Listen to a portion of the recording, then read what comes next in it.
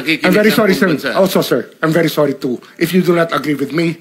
But I respect your opinion, sir, and we will carry out our job as we deem fit, as we see. Mr. Chair, I said that the I country am not needs. expressing an opinion here. I am articulating the provision of law. You do not change the provision of law, Mr. Secretary. You may be disbarred from doing this. Then it's your opinion, sir. It's your option, sir.